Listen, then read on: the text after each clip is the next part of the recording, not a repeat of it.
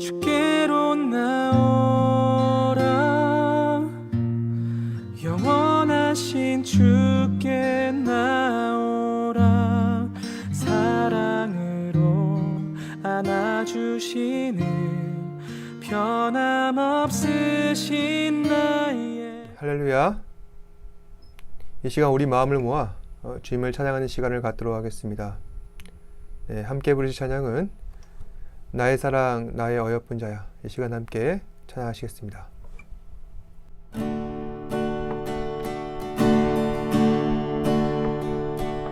나의 사랑하는 자의 목소리 듣기 원하네. 나의 사랑 나의 어여쁜 자야. 바위 드문 미한 곳에서 듣기 원하네. 부드러운 주님의 음성.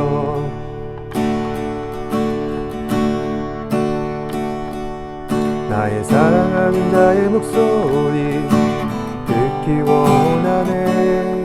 나의 사랑 나의 어여쁜 자야. 바위 드문 미란 곳에서 듣기 원하네.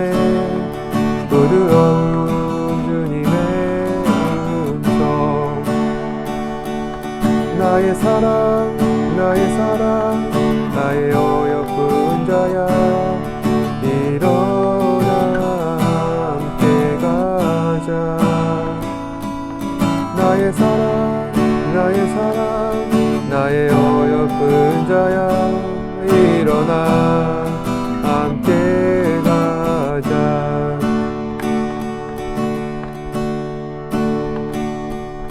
나의 사랑하는 자의 목소리 듣기 원하네. 나의 사랑 나의 어여쁜 자야. 바위 드문 미란 곳에서 듣기 원하네. 부드러운 주님의 음성. 나의 사랑하는 자의 목소리 듣기 원하네. 나의 사랑 나의 어여쁜 자야. 바위 드문 미란 곳에서 듣기 원하네.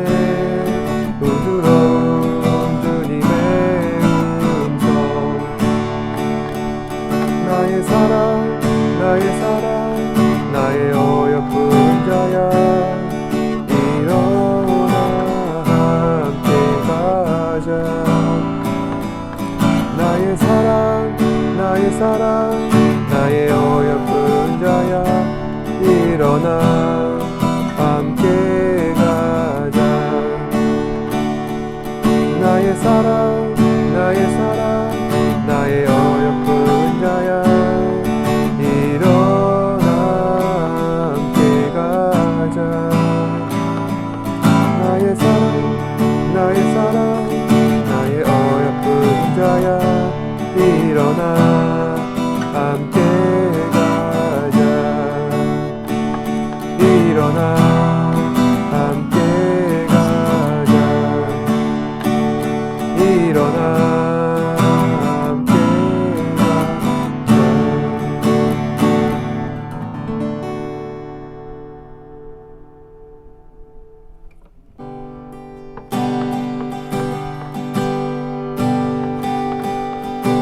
지존하신 주님 이름 앞에 모두 무릎 꿇고 다 경배해. 거룩하신 주님 보좌 앞에 엎드려 절하세. 지존하신 주님 이름 앞에 모두 무릎 꿇고 다 경배해. 거룩하신 주님 보좌 앞에 엎드려 절하세.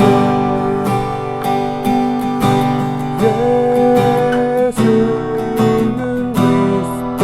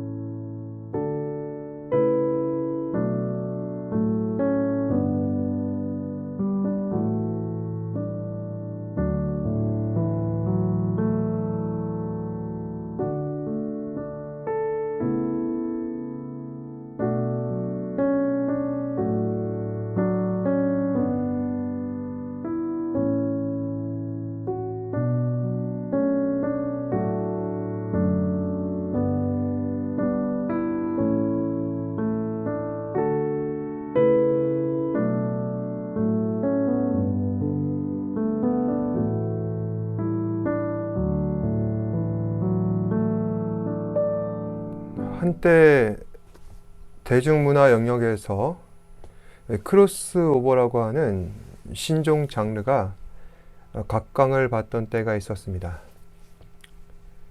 크로스오버라는 것은 한 영역에서 서로 다른 장르가 혼합되어서 새로운 효과를 만들어내는 것을 말하는 것으로서 다양한 영역에서 크로스오버가 활발히 일어났었고 지금도 그러한 시도는 계속되고 있습니다.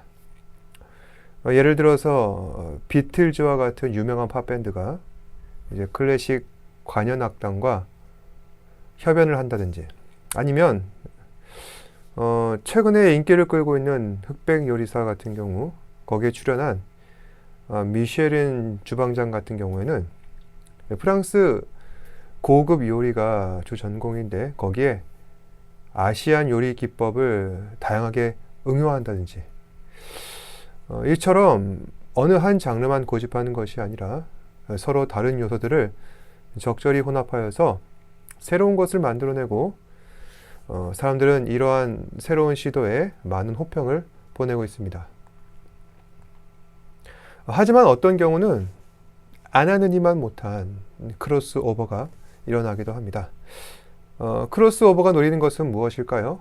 1+1을 통해 2+ 알파 이상을 그런 효과를 나타내는 것인데 애매하게 크로스오버를 시도하다 보면은 전혀 어울리지 않는 불협화음을 일으키기도 하는 것입니다. 이 점은 신앙에 있어서도 마찬가지죠. 우리는 세상을 살아가는 동시에 하나님 나라를 살아가야 하는 그리스도인들입니다. 따라서 거룩의 영역과 그리고 세속의 영역, 이 두 영역에서 살고 있는데 우리의 위치를 어느 지점에 놓아야 할 것인가, 이것을 항상 염두에 두고 우리는 그리스도인으로서 각자의 삶을 영위해야 한다는 것이죠. 오늘 말씀은 사도 요한이 반모섬에서 보았던 환상을 기록한 말씀으로서 이 말씀을 통해 사도 요한이 나타내고자 하는 것은 세상의 종말에 대한 이야기입니다. 오늘 본문 7장 5절에서 12절 말씀을 보면은 바로 그 내용을 다루고 있는데요.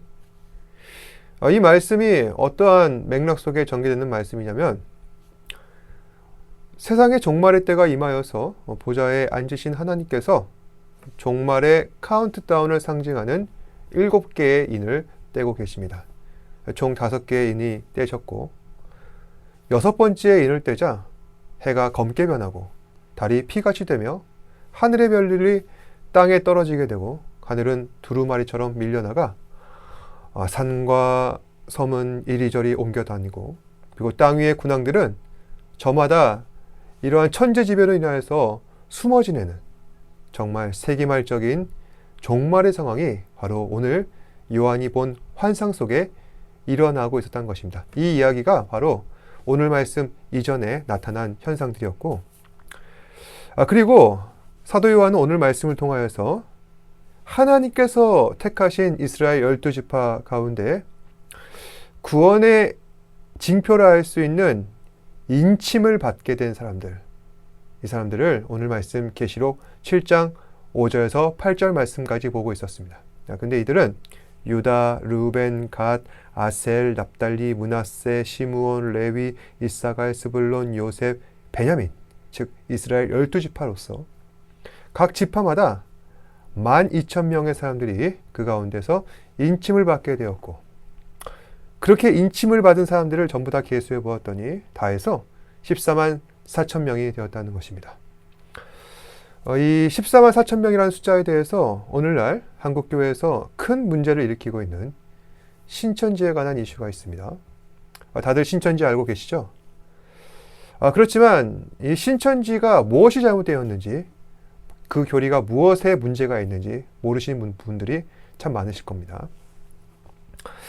대표적으로 계시록에 기록된 오늘 말씀에 등장하는 이 14만 4천 명에 관한 그들의 해석인데 결론부터 말씀드리자면은 기독교 정통 해석에 따르면은 이 계시록의 14만 4천 명은 상징입니다.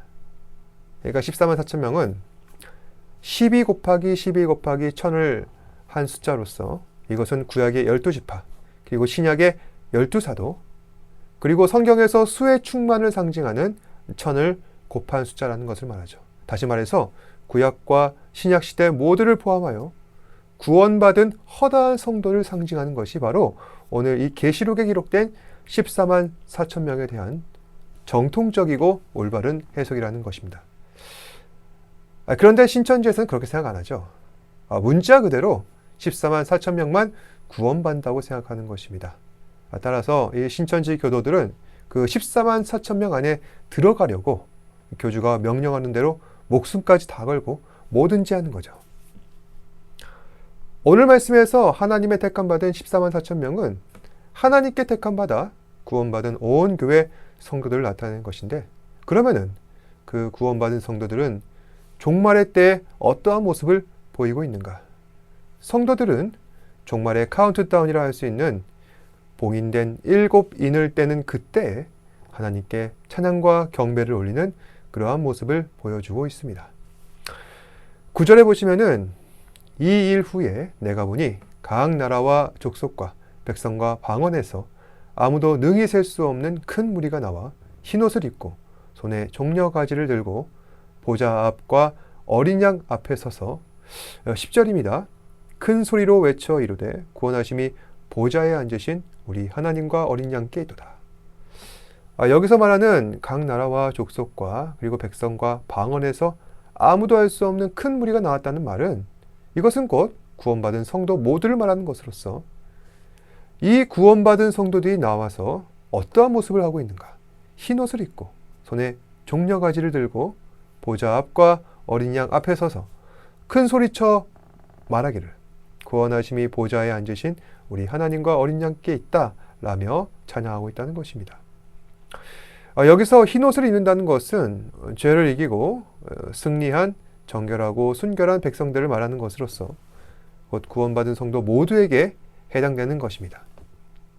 그 성도들이 나와 손에 종려가지를 들고 있는데, 여기서 종려가지란 왕이 전쟁에서 승리하고 성내로 들어올 때 백성들이 왕의 승리와 그리고 무사귀환을 환영하는 의미로 흔들었던 나무입니다.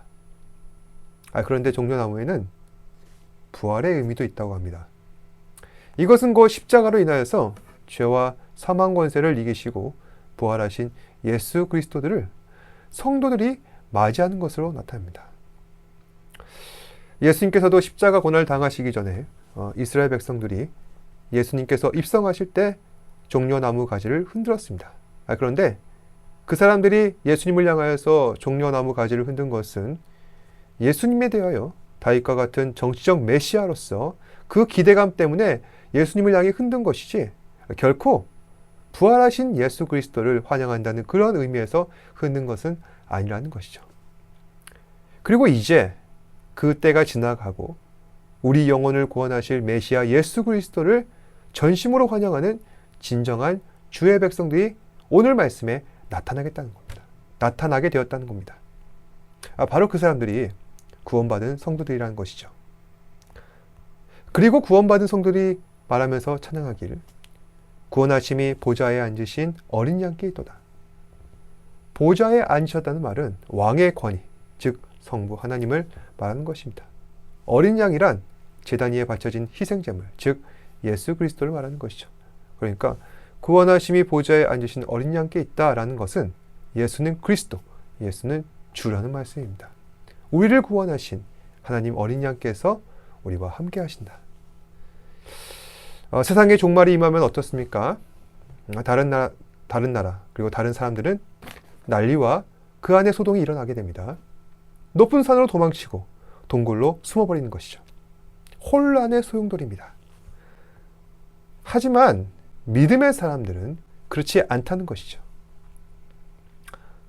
하나님께서 반드시 그 사람을 구원한다는 믿음과 확신이 있기에 믿음의 사람들은 어디에 있든 마음이 평안합니다. 머리 위 높은 곳에서 해일이 덮친다 할지라도, 땅이 갈라지고 하늘이 무너진다 할지라도 낙심하거나 좌절하거나 절망하지 않습니다. 모든 것을 받아들이고 기도하며 찬양한다는 것이죠. 다시 오실 것을 우리에게 약속하신 그 왕을 기대하며 예수 그리스도를 영접할 준비를 하게 되는 것입니다. 예수는 그리스도, 예수는 주라는 찬양을 반복하면서 말입니다. 그러면 천사가 내려와 재림하실 그리스도를 맞이하며 하나님께 찬양과 경배를 올려드리는 것이죠. 12절에 아멘, 찬송과 영광과 지혜와 감사와 존귀와 권능과 힘이 우리 하나님께 세세토록 있을지어다. 아멘. 이것은 천사가 부른 찬양입니다. 하늘로부터 내려온 영적 존재, 그 천사들이 그리스도께 찬양과 경배를 올리니 이걸로써 예수는 하나님인가 사람인가 그 모든 논란은 종결된다는 것이죠. 예수는 하나님이시요 구주시요 참신이시다.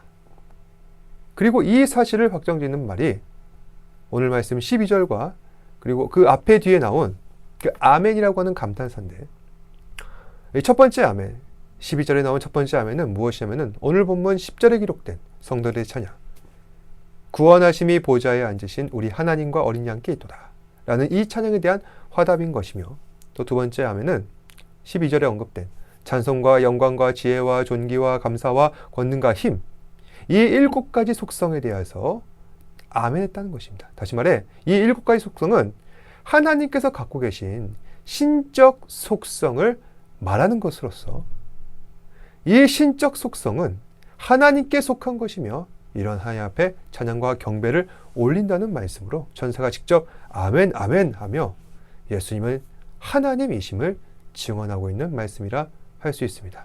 그러니까 정리를 하자면은 저희가 믿는 예수 그리스도는 단순하게 어떤 교리적 도식으로 우리가 이해할 수 있다거나 설명할 수 있는 그런 분이 아니라는 것입니다.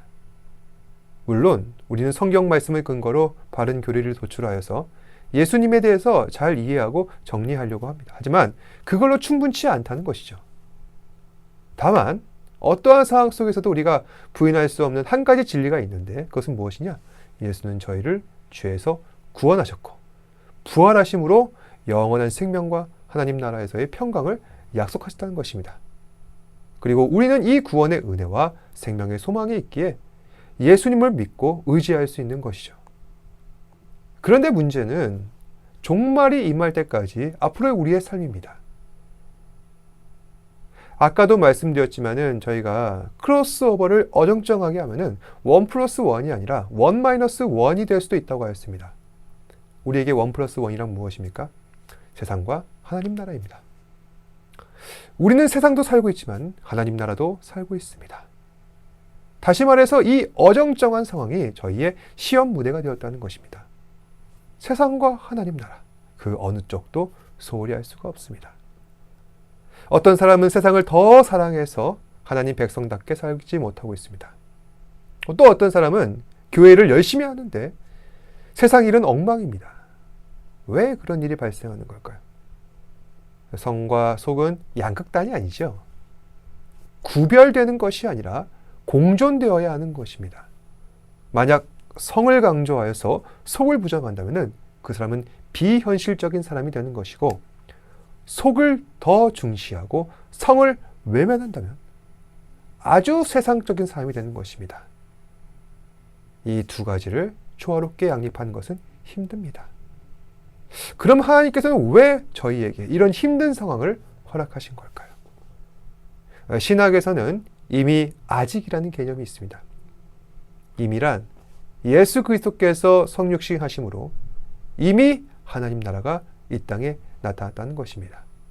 하나님 나라란 하나님 말씀 앞에 순종하고 하나님의 다스리심을 받아들이는 그 하나님 나라의 삶의 방식을 말하는 것입니다.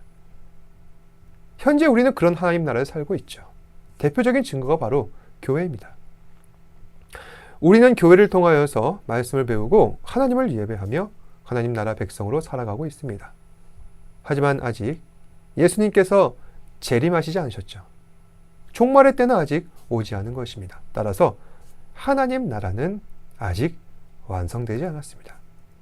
예수님께서 다시 오셔야 하나님 나라는 완성되는 것입니다. 우리는 미완성된 하나님 나라를 현실 속에 살아내고 있는 것입니다. 그러니 어정쩡한 크로스오버 상황에 놓인 것이죠. 어떻게 해야 이 어정쩡한 현실을 보다 지혜롭게 믿음 안에서 살아갈 수 있을까요? 성과 속을 구별하지 않는 것입니다. 성 안에 속이 아니라 속 안에 성을 공존시키는 것이죠. 다시 말해서 세상을 살면서 그러면서도 우리는 거룩한 삶을 살자는 것입니다. 세상을 부정하지도 않되, 하지만 그렇다고 해서 긍정하지도 않은 채, 다만 하나님의 사랑으로 세상을 변화시켜 나가는 것입니다. 신앙생활이란 그런 것이죠. 사도 바울은 어땠습니까? 평생 그런 삶을 살다가 한 사람이었습니다. 바울은 예루살렘과 유대와 사마리아를 넘어 땅끝을 바라보며 복음을 전했습니다.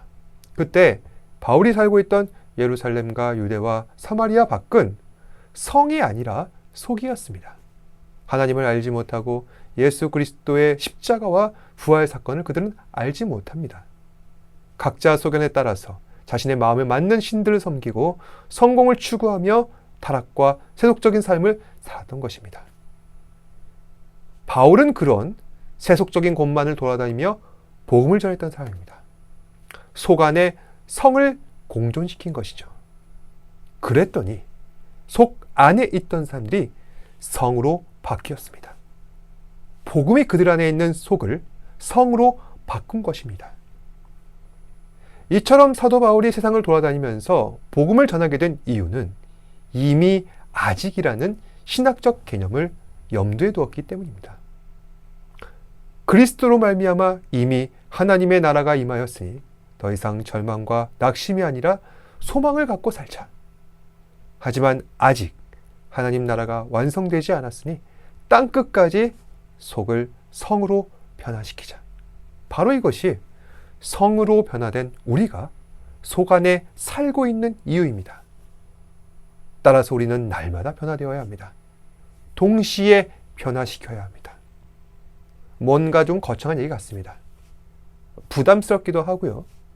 뭔가 뜬구름 잡는 그런 소리 같기도 합니다. 그런데 변화라는 것은요, 갑자기 일어나는 것이 아닙니다. 마치 스펀지에 물이 스며들듯 천천히 느리지만 더디게 변화는 어느 순간 갑자기 나타나는 것입니다. 그리고 그 변화는 하나님께서 우리와 함께 하시는 가운데 서서히 나타나는 것입니다. 날마다 예수 안에서 신령과 진정을 다해 예배를 드리고 그렇게 하나님과 인격적 관계를 쌓아가면서 우리의 변화는 시작됩니다. 저는 어렸을 적에 드래곤볼이라고 하는 만화를 즐겨봤습니다. 그 중에서 마인부라고 하는 빌런이 등장하는 에피소드가 있습니다. 마인부는 그 당시에 최강의 빌런이었습니다.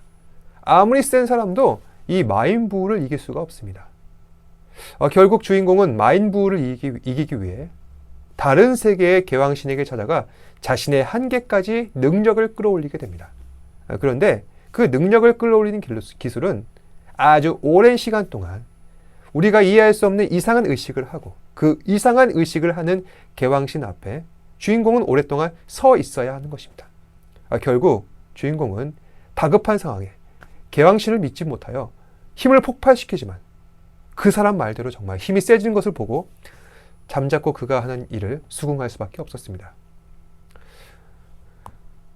저는 이 얘기를 떠올리면서 이 얘기가 오늘날 예배를 대하고 있는 많은 그리스도인들의 모습과 닮아 있지 않은가라는 생각을 하게 됩니다.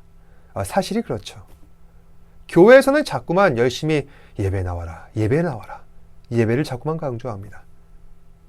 그래서 교회 나와서 예배를 드렸는데 어떻습니까? 아무런 느낌이 없습니다. 감동도 없습니다. 하지만 변화는 서서히 일어납니다. 왜냐하면 예배는 성령 하나님께서 임재하시는 영적 공간이기 때문입니다. 따라서 예배하는 동안 하나님께서 우리와 함께 하셔서 그 사람 영혼을 서서히 만지십니다. 변화시키십니다. 말씀을 정리하겠습니다. 지금 우리는 종말을 바라보는 시대를 살고 있습니다. 지금 세상에 나타나고 있는 이 상스럽지 못한 징조들, 그러한 징조들을 두고서 제가 하는 얘기가 아닙니다. 하나님을 인정하지 아니하고 온전한 예배를 드리지 않는 그런 시대적 모습과 사회의 풍조를 밀어볼 때 지금 우리가 살고 있는 세상은 종말을 향하여서 더욱더 가열차게 나아가고 있는 것 같습니다. 그럼에도 불구하고 세상은 아무 문제 없이 잘 먹고 잘 살고 있다는 것입니다. 뭔가 세상이 뒤숭숭하고 마음이 불안하지만 지금 당장 내게 문제가 없으니 그걸로 된 거 아닌가라는 생각을 합니다. 이 어정쩡한 때를 저희는 살고 있다는 것이죠. 그래서 지금이 위기입니다. 문제를 문제로 인식하지 않는 것. 하지만 진정으로 하나님을 사랑하고 믿음으로 살아가는 사람들에게는 지금의 저희의 상황들이 기회라는 것입니다. 세상 속에 살아가면서 이 하나님의 백성으로 살아가는 진정한 성과 속의 공존을 구현함으로써 하나님 백성답게 자신을 증명해 나갈 기회, 바로 저와 여러분들에게 있습니다. 저희는 어정쩡한 크로스오버를 시도하는 사람들이 아닙니다. 확실한 하나님 약속의 말씀에 근거하여 거룩한 삶을 살아내기를 소망하는 사람들입니다. 이 사실 기억하시고 오늘 하루도 하나님의 은혜 안에서 신앙의 중심을 잡아가시는 저와 여러분 되시기를 주님의 이름으로 축복합니다. 기도하겠습니다. 고맙고 사랑이 많으신 아버지 하나님, 오늘도 말씀을 통하여서 거룩함과 또한 속된 것들의 이 공존을 어떻게 우리가 잘 지혜롭게 조화시켜 나아가야 하는지 다시 한 번 더 생각해 보게 됩니다.